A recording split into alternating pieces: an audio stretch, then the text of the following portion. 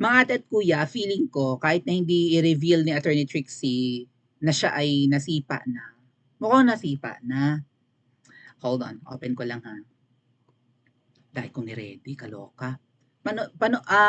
Bago natin panoorin yung video ni Attorney Trixie, ang dami ko kasing nakita na mga posts na feeling ko siya yung tinutukoy. Comment po kayo kung mag-a-agree kayo sa akin na ang tingin ko ay si Attorney Trixie ang tinutukoy ng mga to. Biktima na naman, may bagong biktima na naman si Oh nanay, what's my name? Oh nanay, wag na kumanta Maui, walang pakulay. Eto, kilala nyo na yan si Oh nanay, yung pandak dyan sa may tabing ilog Pasig na malaking bahay. Ito nga sabi ni Miss Pebbles, pag hindi inalis sa radio station, hindi bibigyan ng prangkisa sa susunod na extension. Ha? Ha? Yun ang kondisyon? Kapag hindi inalis ang empleyadong ito ng isang radio station, hindi bibigyan ng oh my God, damay ang buong stasyon. Gago tong si O nanay talaga, no? Eh di ang daming mawawala ng trabaho. Demonyo! Kami po ay, ako po ay, at saka si Attorney Nick, ayan nga, sa picture na yan, ay galing po sa stasyon na yon kung saan doon nag-host si Attorney, I think ang tinutukoy si Attorney Trixie. Kami ang una ni Attorney Nick na pinotball. Sinipa kami. Mind you, hindi pa kami bumabanat nun kay Hello Kitty. Nasipa agad kami. Napotball kami ng bonggang-bongga. Ngayon si Attorney Trixie, sipa na rin. Mukhang masisipa na. On vacay po kasi ngayon si Attorney Trixie. Hindi na siya napapanood ngayon sa Karambola. Pero baka eventually, ganun na rin ang mangyayari. Football na rin ang bonggang-bongga yan. Bakit pagbabakasyonin? Magbakasyon ka muna. Si Attorney Trixie dapat ang mag-decide kung gusto niya magbakasyon, masipag yung tao. Right after nga na maputbol yan sa palasyo, balik stasyon ka agad. Wala naman siyang sakit, 'di ba? Sabi nag-resign daw si Attorney Trixie dahil nga sa mga iniinda sa katawan. Wala namang iniinda si Attorney Trixie sa katawan, wala namang sakit si Attorney Trixie, alive na alive. Suffice to say, naputbol yan sa administrasyon ni Pusa. Okay. Sino ito? Nandito rin yata yung post ni Yu Chan.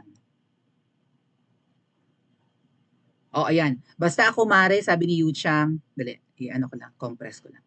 Hindi makita. Basta ako, Mare, isa lang ang meaning sa akin ng pinagbakasyon. Pinotball, resign. Yun din daw ang meaning. Because of family first, saka health reasons, pag ang usapan ay graceful exit sa trabaho. Pero dahil mosang ang usapan dito, istoryahin ng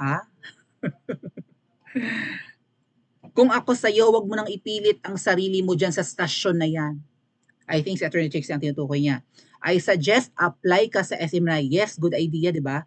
Attorney Trixie, mag-apply ka sa SMNI. For sure, itatanggapin ka ng stasyon. My God. Alam niyo ba si Attorney Nick, inuulukan ko rin niya. Attorney Nick, push mo na sa SMNI, dali. At saka isama mo ko. Ayaw ni Attorney Nick. I guess it's out of pride. Siguro ang gusto ni Attorney Nick, guesting lang. Or maybe ayaw ni Attorney Nick na nag-a-apply siya. Ang gusto niya i-offer talaga sa kanya ang trabaho. With Attorney Trixie, I highly recommend na mag-apply na siya. Right? Would you agree with me? Kung siya ay nasipa. Panoorin natin mamaya yung video ni Attorney Trixie and I hope hindi siya nagka-copyright ha. O nanay, lahat na lang, tinanggalan mo ng trabaho, kaloka ka, galit na si Miss Pebbles. Now let's listen to Attorney Trixie. Although hindi niya kino-confirm, feeling ko, yun na rin yun. Yung bakasyon niya ay football na. Nasipa na siya. And mukhang sinipa siya sa stasyon na yan. Unfair, no? Dahil ang may-ari po, ang pagkakaalam ko, ang may-ari ng, well, ayon sa mga puting, alam nyo na, ang may-ari, actually, alam ko naman. May nagsabi sa akin, ang may-ari po ng stasyon kung saan nag-host si Attorney Trixie at kung saan galing din kami na Attorney Nick, ay solid Hello Kitty. Solid yan. Actually, tuwang-tuwa kami dati na Attorney Nick. Kasi kami na Attorney Nick, ay ano naman, Hello Kitty naman kami dati eh. Nga lang, nahalata namin na ang daming sablay, ayaw na namin kay Hello Kitty. 'Di ba? At dahil ayaw na namin kay Hello Kitty, kaya kami na football. Nasipa kami sa stasyon kung saan nandun din si Attorney Trixie. Let's listen to her and kayo na po ang magsabi kung si Attorney Trixie ba ay playing safe lang or talagang naputbol na ito, ha? Okay, let's listen. All right. For those who are expecting any big revelations, the primary purpose of this live today is really to talk about how to start changing the Constitution.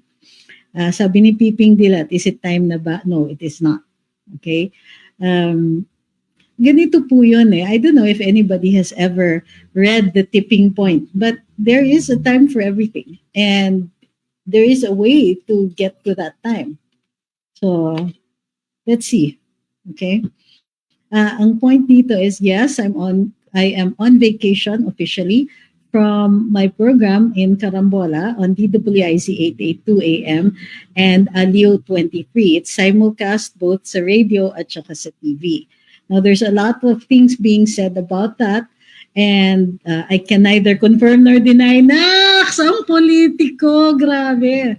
Okay, but I will be issuing a statement in due time. The reason I'm delaying giving a statement is because there's some things that need to be clarified, such as but not limited to the source of the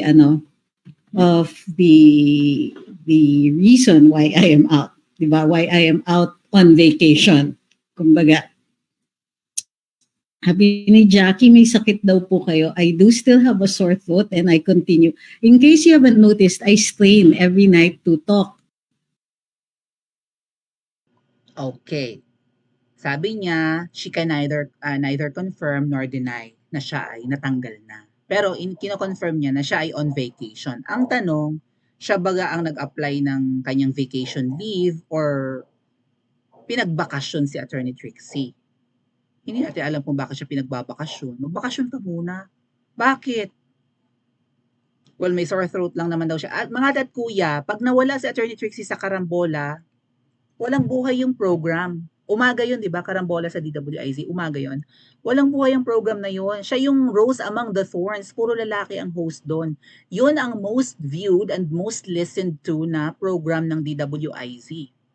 At kapag sinipa yan, si Attorney Trixie, puro lalaki doon. Boring. Walang balance. Actually, nag-iisa siyang babae. 3, 4 yung lalaki nandun. Basta na Conrad Banal, kung sino-sino pa. Oh. Ang sabi po, may mga chika nga na lahat ng bumabanat ngayon sa administrasyong Hello Kitty ay talagang ipatutumba. Either literal na mabangbang ka or matanggal ka sa trabaho, matanggal ka sa social media. And yan, kay Miss Maharlika, kay Sas na mga pages na take down, lalo kay Miss Maharlika, yung kay Sas na ibalik kahit papano, di ba? So, si Attorney Trixie kasi, ang stasyon kung saan siya nag-host, kung saan kami dati nandun, ay pro Hello Kitty. Eh siya, paminsan-minsan pumupuna. At doon ko siya unang narinig. I think yun yung unang puna niya eh. Talagang safe siya. Although na-football na siya sa bahay na yan na malaki sa tabi ng Pasig, hindi talaga siya pumupuna. Hindi siya nagsasalita ng hindi maganda. Siguro out of respect. Maybe she was hoping na maibalik pa rin. But whatever reasons, hindi siya talaga bumabanat sa administrasyong Hello Kitty. Lalo na kay Lucifera. Doon ko siya unang narinig na kumbaga parang in a way bumatikos sa ensaymada nga na issue ng 2022. Sabi niya dapat talaga na maintindihan din ng mga nasa palasyo na ang kanilang bisita hindi mga elite, mga ordinaryong tao. Kung elitista ang bisita mo, okay na walang kanin. Pero tanghali yan at ang mga Pilipino nagki-crave sa kanin. So dapat naiintindihan nila na ang kanilang bisita pag tanghali, hainan nila ng kanin. Yun yung unang narinig kong puna ni Atty. Trixie sa palasyo. Oh. So, bakasyon lang ba o naputbol na ang ating hinahangang abogada? Paki-comment po sa comment section at mag-like and subscribe din po kayo.